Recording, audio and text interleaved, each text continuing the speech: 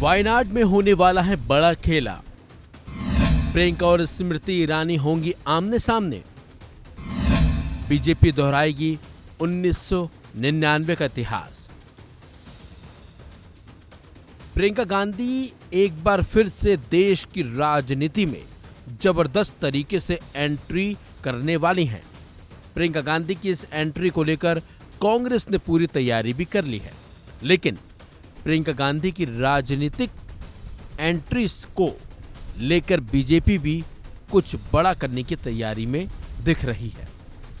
दरअसल लोकसभा चुनाव में राहुल गांधी ने केरल की वायनाड और यूपी की रायबरेली सीट से जीत हासिल की थी। राहुल ने अब वायनाड सीट छोड़ने का फैसला किया है और राहुल रायबरेली से सांसद बने रहेंगे, जबकि कांग्रेस ने वायनाड से उपचुनाव में प्रियंका गांधी को उतारने का फैसला कर लिया है। इसके साथ ही गांधी परिवार का एक और सदस्य चुनावी राजनीति में साउथ से एंट्री करने जा रहा है। हालांकि माना जाता है कि गांधी परिवार का साउथ से पुराना रिश्ता रहा है। इंदिरा गांधी 1978 का उपचुनाव कर्नाटक के चिकमगलूर से जीती थी। इसके बाद 1980 में इंदिरा ने आंध्र के मेडक सीट से जीत हासिल की थी।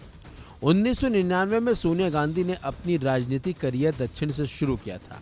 सोनिया 1999 में अमेठी और कर्नाटक की बेल्लारी सीट से चुनाव लड़ी थी और दोनों सीटों पर उन्होंने जीत हासिल की थी। हालांकि बाद में बेल्लारी सीट उन्होंने छोड़ दी थी। वहीं प्रियंका गांधी के चुनाव लड़ने के फैसले के बाद सोशल मीडिया समेत राजनीतिक गलियारों में चर्चा तेज हो गई है कि इस सीट से बीजेपी किसे उम्मीदवार बनाएगी। हालांकि चर्चा ये है कि बीजेपी तेज तर्रार नेता स्मृति ईरानी को वायनाड सीट से उतार सकती है। भले ही स्मृति ईरानी इस बार अमेठी से केएल शर्मा के सामने लोकसभा चुनाव हार गई हो, लेकिन 2019 में स्मृति ईरानी ने कांग्रेस के गढ़ यानी कि अमेठी से राहुल गांधी को हरा दिया था। ऐसे में बीजेपी उन्हें इस सीट से उतारकर मुकाबला दिलचस्प बना सकती है।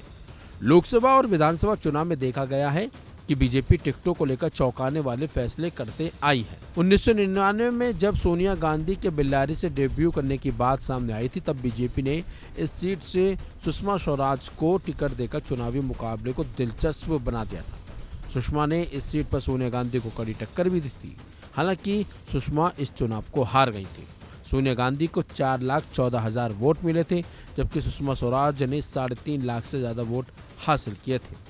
सोनिया गांधी चुनाव में करीब 56,000 वोट से चुनाव जीत पाई थी। ऐसे में अब जिस तरह की अटकलें लगाई जा रही हैं, उससे तो ऐसा लग रहा है कि बीजेपी एक बार फिर स्मृति ईरानी पर भरोसा जताते हुए चुनावी मैदान में उन्हें उतार सकती है।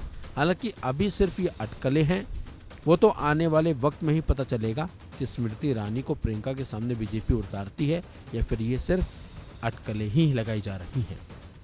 इस खबर में बस इतना ही। अपडेट्स के लिए बने रहिए वन इंडिया हिंदी के साथ।